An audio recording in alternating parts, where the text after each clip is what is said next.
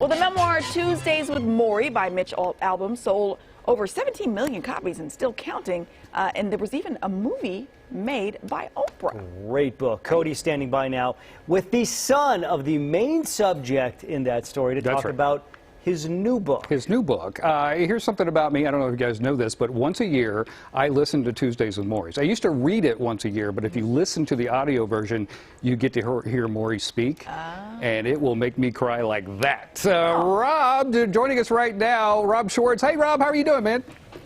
Very well, thank you. You guys have some ice cream for me, too? Oh, you know what? After this segment, I'm going to need it. I told your publicist I would not cry during this interview, but Morrie meant so much to me and so many people out there.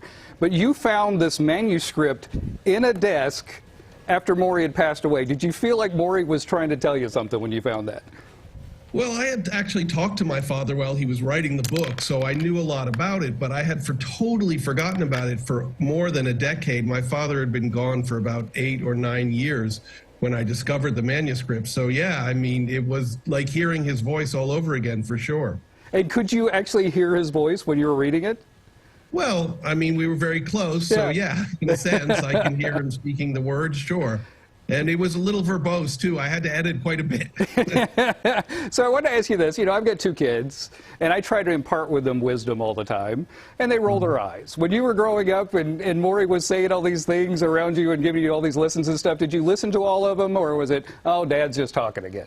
Right. I mean, I think what you're saying is a very typical experience for kids. Kids are never going to think, oh, my father's super wise, I should listen to everything he says. It's always going to be, all right, this guy thinks he knows it all. So I probably had a similar attitude to your kids, yeah. Fantastic. Okay, what can we learn in your new book? What can we learn? Right.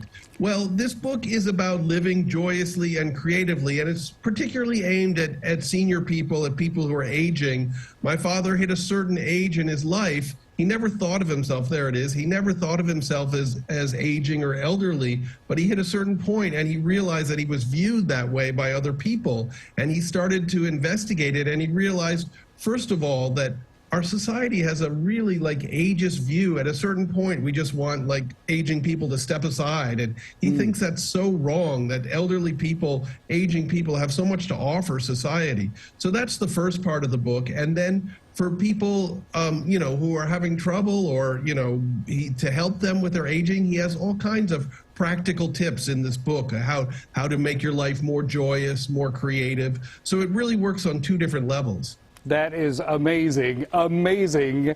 That is so cool. Okay, so what is the reaction you're getting so far from the book? Oh, I mean, Tuesdays with Morrie has so much goodwill, right? People loved it so much. So the reaction has been fantastic. As you know, in today's world, it's hard to get the word out. So I'm really grateful to you guys for doing this segment. Absolutely. And I'm really trying to reach people and let everybody who loved Tuesdays with Morrie know about this book. I think it's wonderful. I really appreciate you writing this. I cannot wait to share this with everybody because that's what I'm going to do at Christmas time. I'm going to send it out to everybody. Oh, thank you so much. But to be clear, this is written by my father. I only edited it. I added a couple essays, but the whole book is written by my dad and was completed as a manuscript and sat in his desk drawer. That is